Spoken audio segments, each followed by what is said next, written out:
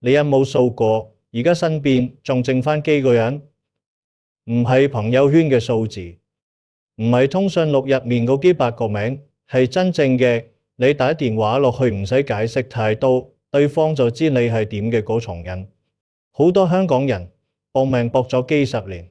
後生嗰陣以為只要捱得過、捱得久，終有一日可以嘆返口氣，但係行到中年忽然發現，老友一個一個移咗民，同事係同事唔係朋友，子女大咗有自己嘅世界，伴侶日日見面卻好似越嚟越唔識得對方講乜嘢。人愈大，圈子反而愈細。好多人以為只要有伴侶有子女，人生就算圓滿，但係蔡瀾喺佢嘅書同訪問入面講過一個令好多人諗咗好耐嘅說話，佢嘅意思大致係：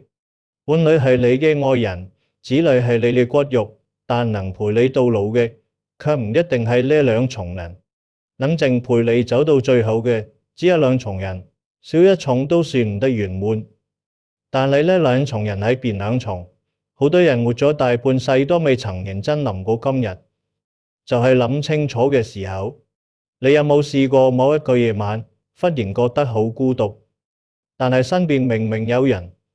唔係一個人住嘅孤獨，係嗰重坐喺飯桌前，面對住一家大細，卻講唔出半句心裡話嘅孤獨，係嗰重心入面有樣嘢唔知點開口，唯有貼住食飯、貼住睇電話嘅孤獨。真正嘅孤獨唔係冇人陪，係有人陪卻冇人真正明白你。好多香港人都信一樣嘢，只要有個好伴侶，有仔有女，人生就唔會孤獨。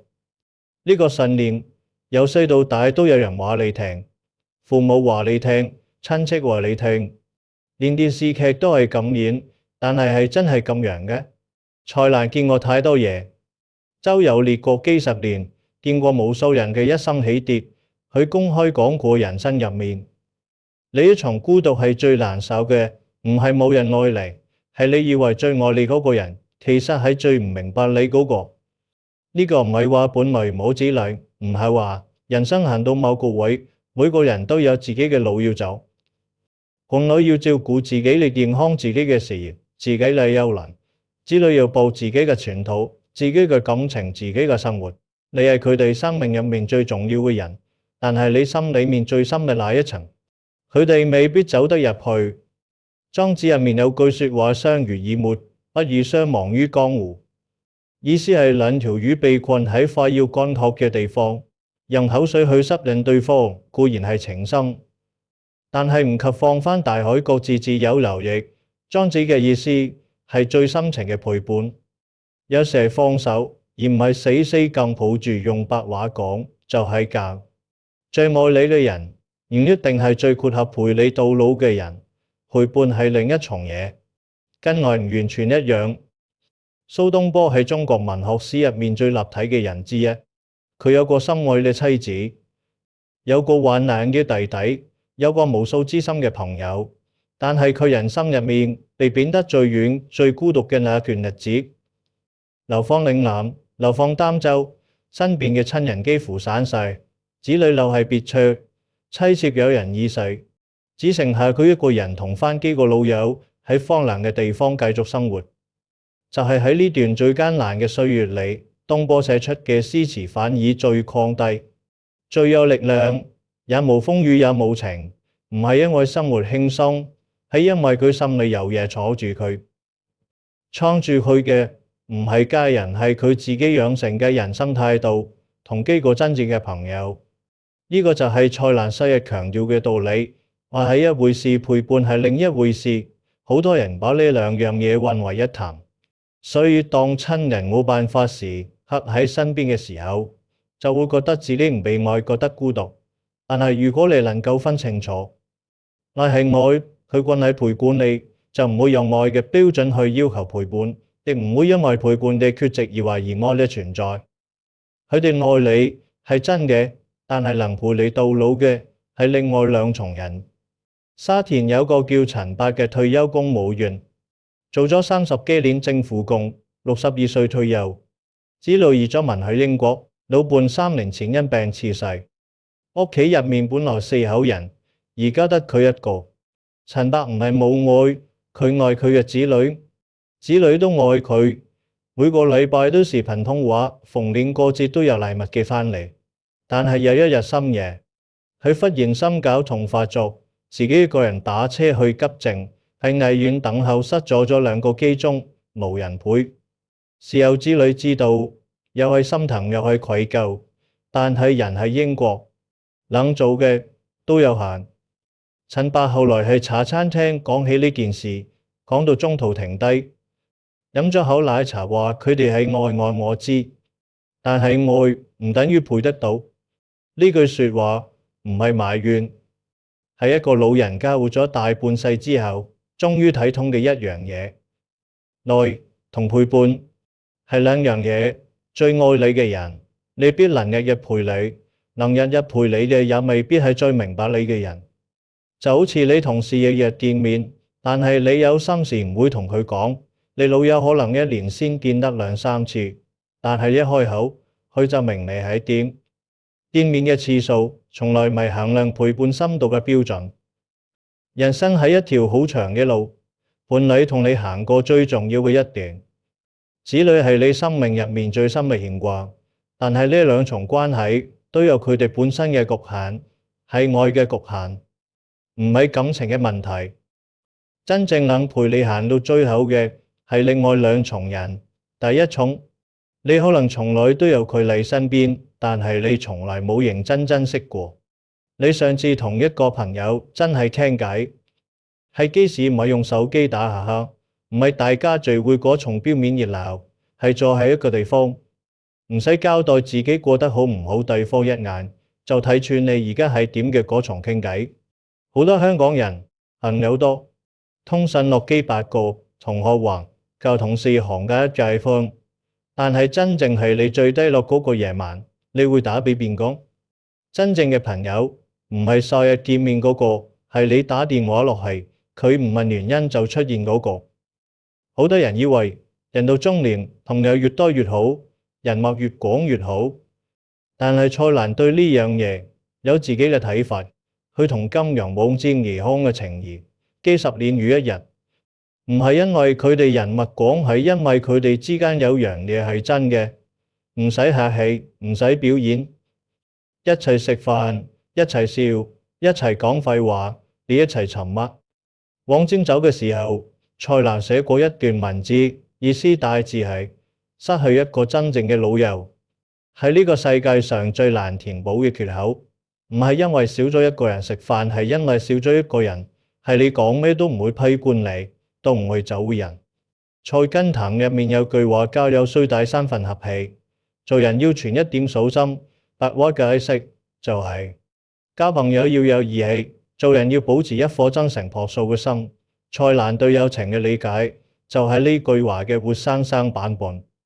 唔係講排場，唔係計較，係用真心還真心。真正嘅友情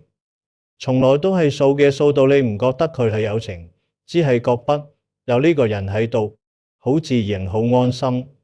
春秋時代有2個人，一個叫伯牙，一個叫鐘子期。伯牙係當時最出色嘅琴師，但係佢有個困擾，佢彈琴好多人讚佢，卻冇幾個人真係聽得明。直到遇見鐘子期，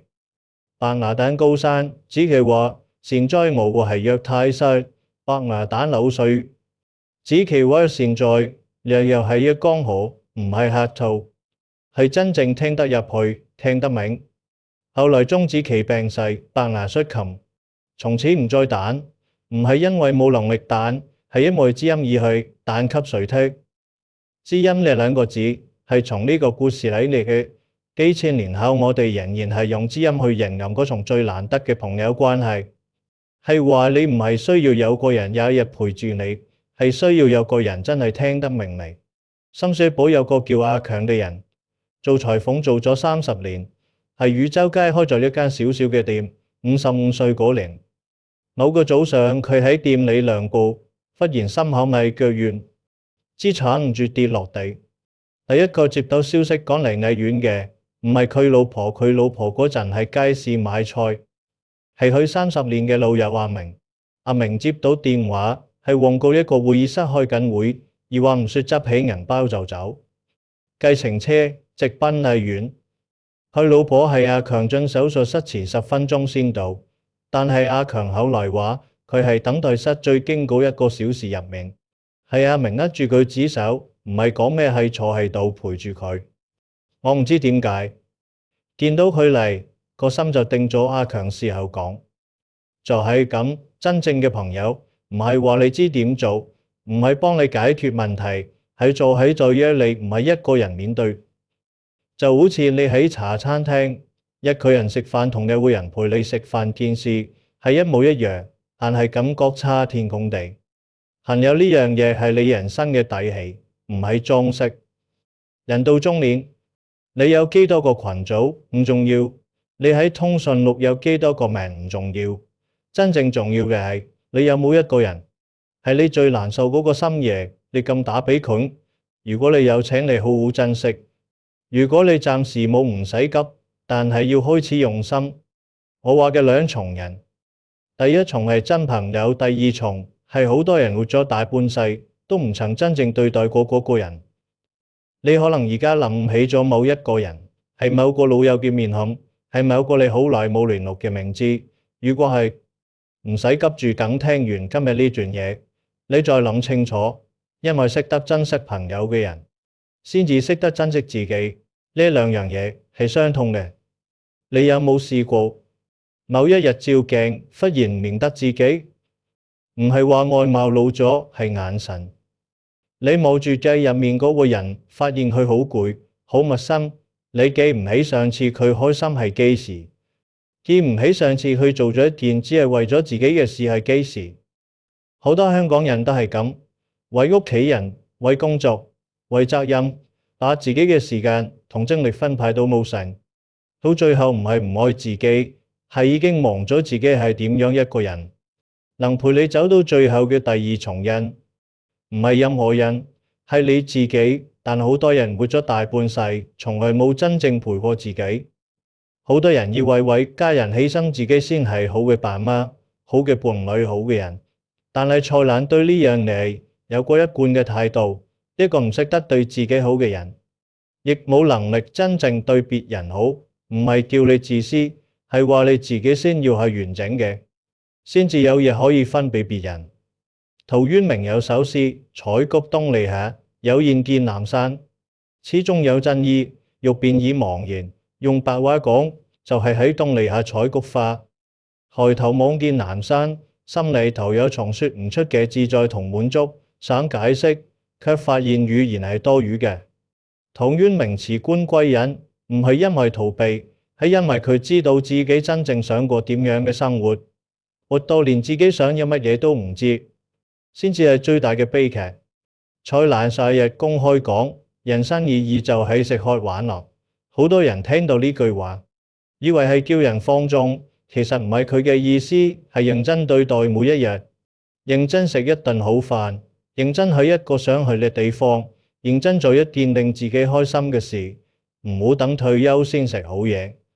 唔好等下次先去旅遊，唔好等有時間先陪自己，因為時間係唔等人嘅。李白有句詩：人生得意須盡歡，莫使金樽空對月。係叫你喝酒，但係更深嘅意思係，當你有機會享受，就好好享受，唔好虧待自己。唔係每個人都係李白，但係每個人都有權利喺自己嘅生命裏面找返屬於自己嗰份快樂。元朗有個叫陳太嘅女人，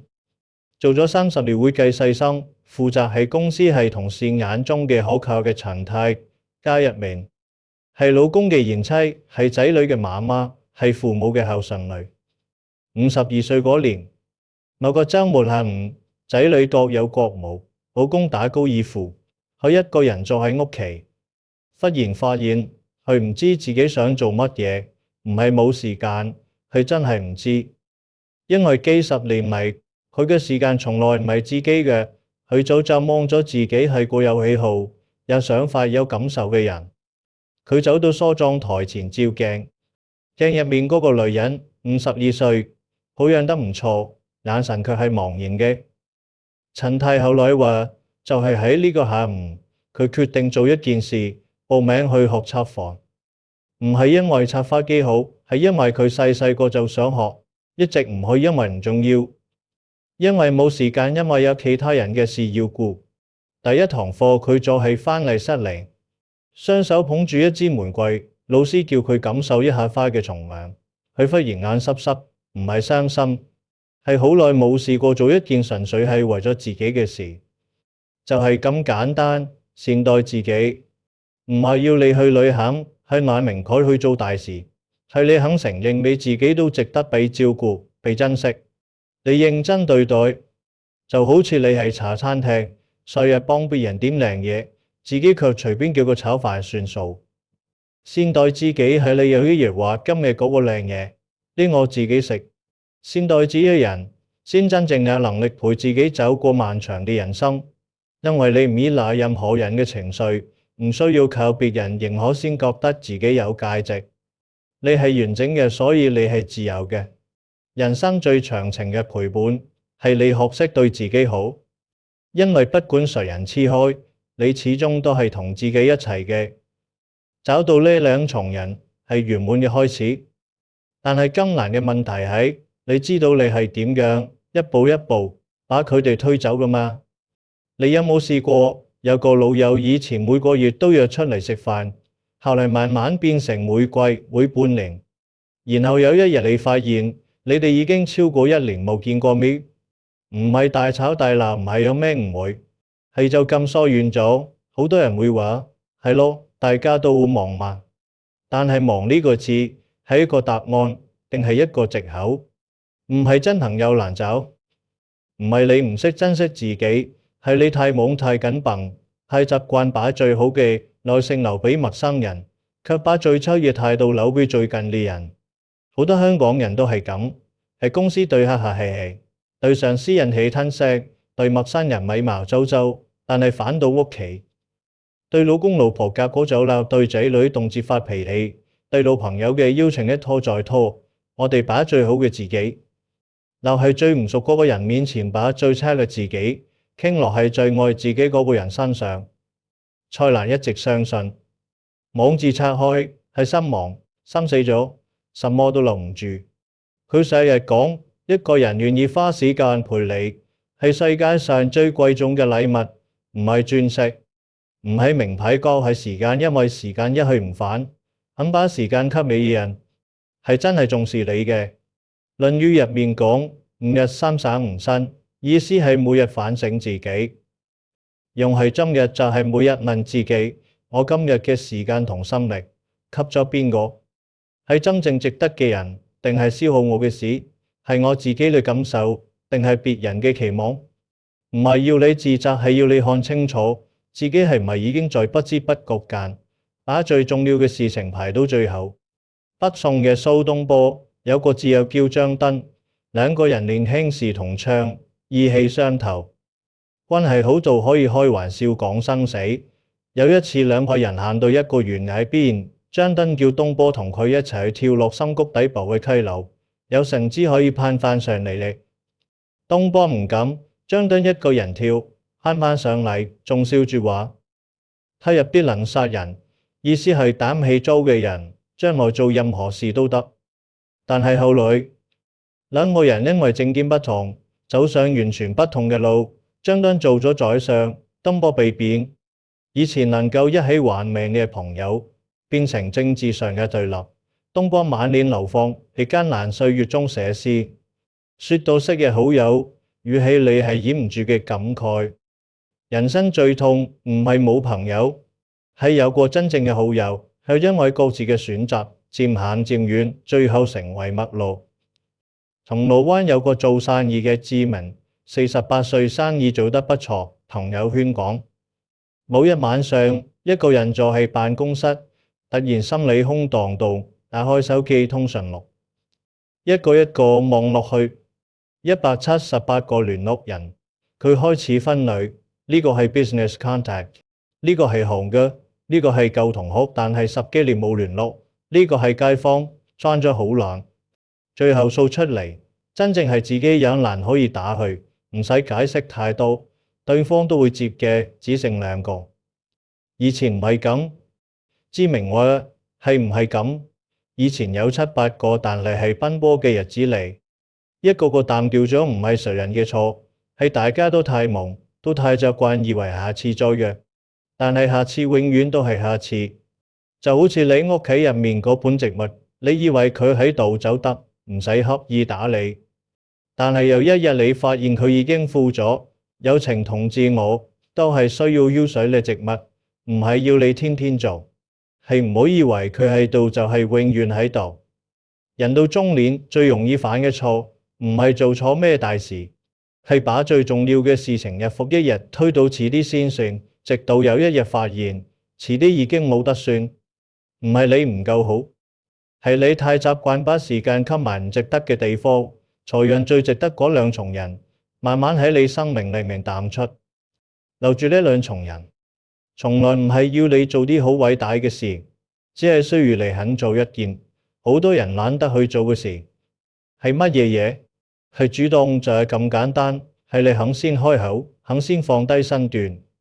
肯先說一句好耐冇見，最近點啊？係你肯喺鏡之前對自己話，今日我要對自己好一啲，唔係等人嚟珍惜你，係你先珍惜自己，先珍惜身邊嗰個真正嘅朋友。人生入面好多嘢係需要等嘅，但係呢樣嘢唔係呢人領嘅，你今日就可以做。有個問題，你可能從來冇認真諗過。如果你而家係人生最後一個晚上，你希望身邊咗嘅係邊個？唔係要你答我，係答自己。好多香港人窮一生追求嘅嘢，升職、買樓、供完層樓、供完層樓、供完仔女讀書、慳夠退休嘅錢，呢啲嘢都好重要，都係生活嘅基礎。但係呢啲嘢係最後一個晚上擺喺飯桌上，係陪唔到你嘅。人生到最後能留低嚟嘅，唔係成就，唔係財富，只有兩樣嘢。一個願意陪你行嘅朋友，同一個願意善待自己嘅你。好多人以為嘅成功就係圓滿，但係蔡瀾見過太多風光一時嘅人，晚年卻喺飯桌上對住一個人，或者對住一部電話。蔡瀾晚年公開談過生死，談過佢早早就安排好自己嘅身後事，態度係豁達嘅平靜嘅。佢嘅意思大致係，人生最奢侈嘅唔係名牌，唔係豪租，係有人陪你晚晚食一頓好飯。能夠嘆世界嘅人，唔係懶，係佢終於明白咗邊樣嘢值得花時間。莊子入面有個故事，莊子嘅妻子去世，去一好有位置去吊唁，發現莊子竟然一邊敲馬盤，一邊唱道：位子大吃一驚話，你老婆同你生活咗一輩子，為你生人育女，而家佢去世，你唔哭就算，仲唱歌。莊子話唔係，佢一開始都係傷心嘅，但係後來佢諗清楚，人原本係冇人長嘅，後來有咗形象，後來有咗氣，後來有咗生命，而家他又回歸去，就好似四季嘅運行一樣。他係喺廣大嘅天地間安睡，或喺旁邊嚎啕大哭，唔係哀悼他，係唔明白生死嘅道理。莊子嘅顧盼兒歌唔係無情，係佢已經想通咗生死同陪伴嘅真義。人生嘅陪伴唔係永遠唔分痴，係喺一起嘅時間裏面真正活過。大埔街市裏有個叫梁婆婆嘅老太太，72歲，喺街市賣咗30年菜，每日清晨5點半開檔，落響午收攤，返屋企煮飯。梁婆婆冇乜積蓄，住喺舊唐樓，細細間，仔女都成家立室，各有各忙，但逢年過節都記得返嚟食飯。有記者問過佢：婆婆，你覺得人生圓滿嗎？梁婆婆擺好手上嘅菜，諗咗一下話：我唔知乜嘢叫圓滿，但係我每日收攤飯到屋企，有個人等我，問我今日點樣，飯係佢煮好等我，我覺得夠啦。